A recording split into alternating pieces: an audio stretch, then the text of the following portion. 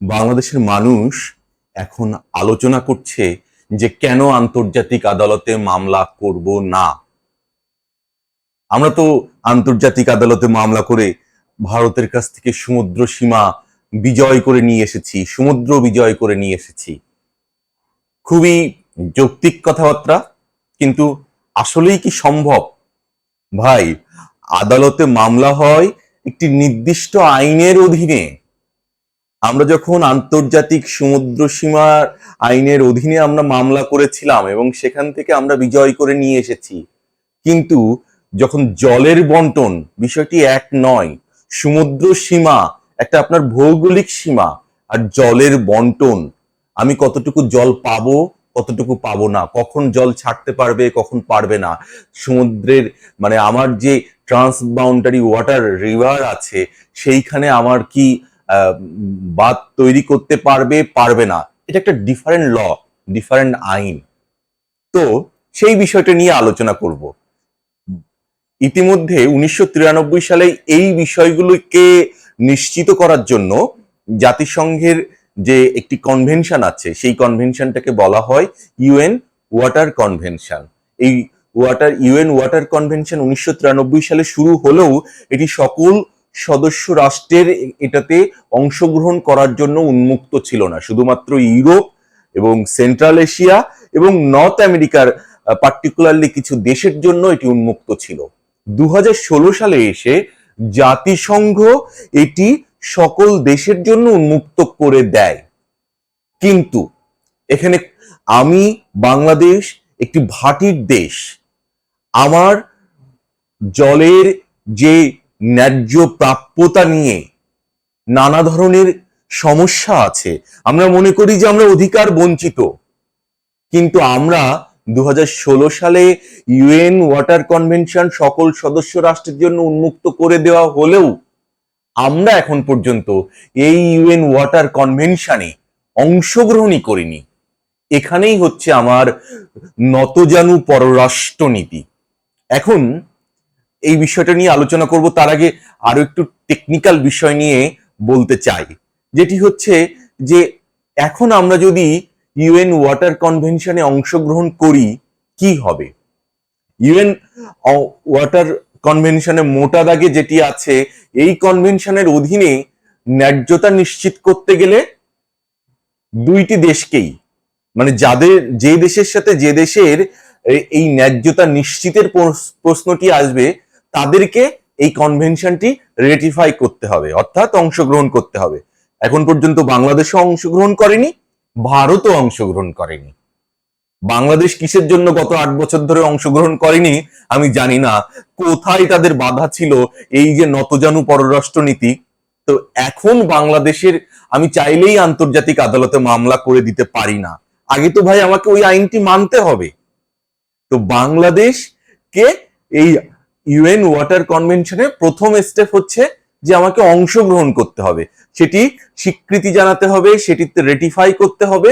এখন ভারত যদি রেটিফাই না করে তাহলে এখানে প্রশ্ন থেকে যায় ওই কনভেনশন অনুযায়ী, তাহলে এটি ভারতের উপরে কার্যকারী হবে না। কিন্তু এখানে কথা থেকে যায়, এটাই হচ্ছে আমার শক্তিশালী পররাষ্ট্র নীতির অংশ। বাংলাদেশ যখন ইউএন ওয়াটার কনভেনশনে অংশগ্রহণ করবে, বাংলাদেশ তখন প্রতিনিয়ত ওই ফর্মে অংশগ্রহণ করে, এটি একটি আন্তর্জাতিক ফর্ম, বাংলাদেশ তার প্রতি যে অবিচারগুলো হচ্ছে সেটির কথা বলতে পারবে। সাথে সাথে ভারতের সাথে যে দ্বিপক্ষীয় যে পররাষ্ট্র নীতি, সেখানেও ভারতকে নানাভাবে চাপ প্রয়োগ করতে পারবে যে তারা যেন জলের ন্যায্যতা প্রদান করে, সেই হয়। এবং এই ওখানে ইন্টারন্যাশনাল ফর্মে যখন এই বিষয়গুলো নিয়ে আলাপ আলোচনা হবে, কথা হবে, ভারতের জন্য এটি কিছুটা হলেও এক ধরনের প্রেসার ক্রিয়েট করা হবে এবং আন্তর্জাতিকভাবে ভারতের উপরেও এক ধরনের প্রেসার ক্রিয়েট থাকবে যে তুমি কেন একটি ইন্টারন্যাশনাল আন্তর্জাতিক আইন মানছো না, কারণ তুমি অন্য মানুষের জন্য হার্মফুল হয় একটি জল যে বন্টন ব্যবস্থা তুমি ভঙ্গ করছো। এটি ভারতের বিরুদ্ধে একটি কড়া স্টেটমেন্ট, কড়া পদক্ষেপ। এবং দ্বিপক্ষীয় পররাষ্ট্রনীতিতে যে নেগোসিয়েশন হয়, দর কষাকষি হয়, সেখানে আমার যে ন্যায্যতা নিশ্চিত করার জন্য এটি একটি অন্যতম বড় টুল।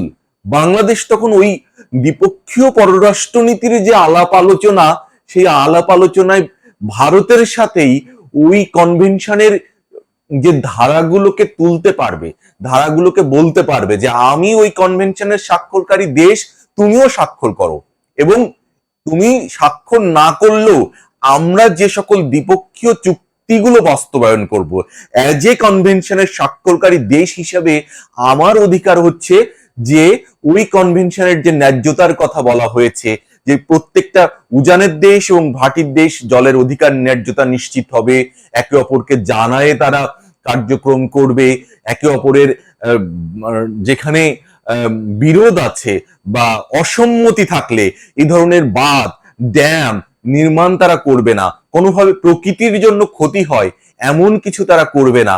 সেই জায়গাগুলোতে বাংলাদেশের কণ্ঠ আরো শক্তিশালীভাবে দ্বিপক্ষীয় পররাষ্ট্র নীতিতে তারা উত্থাপন করতে পারবে। তো ভাই, এই ছিল আমার আজকের যে আলোচনা, সেই আলোচনার বিষয়।